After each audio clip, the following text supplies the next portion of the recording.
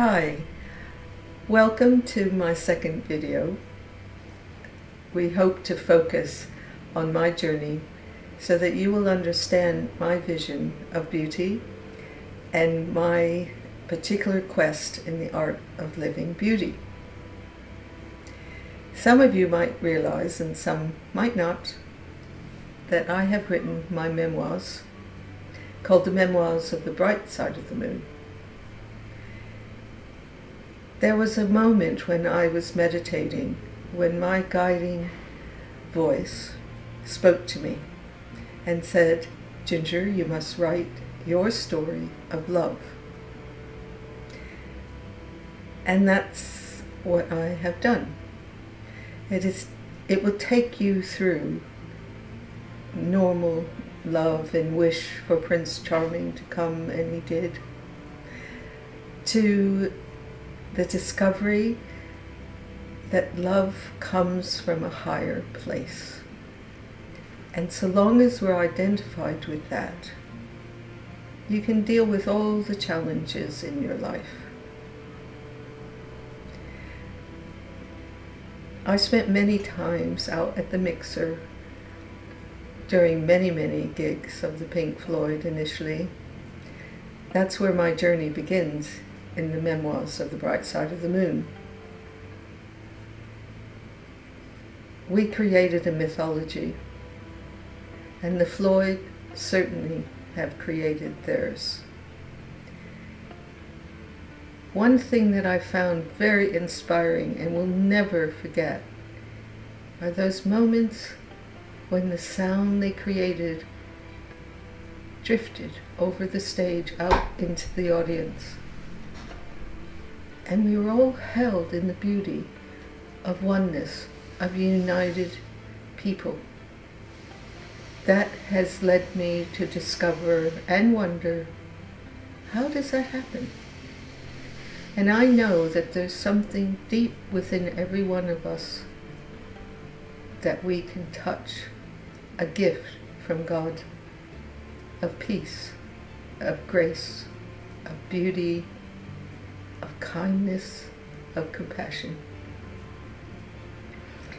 I would like very much to read over this series some of the chapters. And if you were there at that concert, it would remind you of that experience. All right, this is chapter 25. I'm not going to read it all because I want you to read it in your book, because there's a lot more than what I'm going to read to you today. This is chapter 25, and it's the World Series Rock and Roll Show in Cleveland, Ohio, on the 25th of June, 1977. The Floyd were playing larger and larger audiences since the fame of money. They suddenly were discovered by the world, and in order to have people hear them, they had to do larger and larger audiences. Sometimes that was really difficult, but on this occasion, I find this is my favorite ever concert. But it didn't start off so well. Apparently,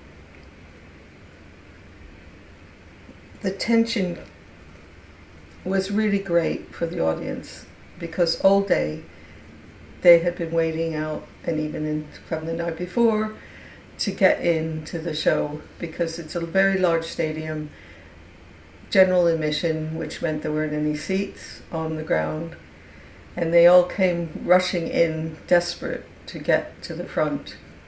But it wasn't just that. The Ohio government had passed a law saying that marijuana was legal. The police hadn't adjusted to that, and they were giving people a rough time, so there was a lot of problems there. So when they did come in, there was a lot of tension. Then, The mixers usually were on ground level, but on this case it was up very, very high. And I walked out there with the lighting crew and the sound crew, and we got up there to our little safety outpost. And as the audience came in, it got a bit scary because they were so tense and desperate and excited and everything like that, that they came up against the mixing scaffolding and it started to move a bit. And by which point, when I thought, maybe I shouldn't be here, there was no way out. I had to stay there. But what began to be something of concern and tension changed. And that's the part I want to read to you. At the back of the stage were large signs of advertisements for Marlboro, Coca-Cola, and Winston. The sun was setting, and from a distance came flashing lights, flashing towards us. It was our tour plane. This was even a surprise for me. The pilot broke the federal air safety regulations and flew vroom, right over the stadium, very low, 500 feet in fact. The sound and the unexpected rush that occurred when it flew over us shocked the audience into silence. Thank God. It was, you could drop a pin, they were so silent. The colors of the day faded into the night and became subtle hues of lilac blue as sheep began to gently fill the stadium. The sounds of Grantchester meadows and the ringing of church bells took us on a Sunday walk in the English countryside at dusk.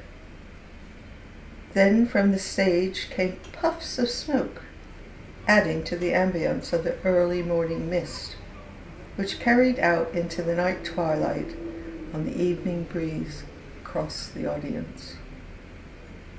The crowd settled and were held in its beauty and wonder.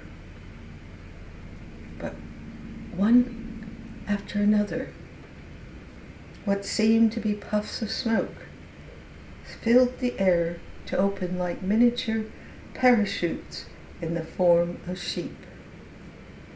Majestic, awesome. The crowd clamored one by one, trying to grasp a sheep to take home. It was so beautiful. For me, this has to be my favorite concert ever. It exemplified how the Floyd could transform chaos into beauty, and in that moment, it united us all. This is just one example of what I share, and there's a lot more that I hope that you will tune in and follow this series of the art of beauty and living. Thank you.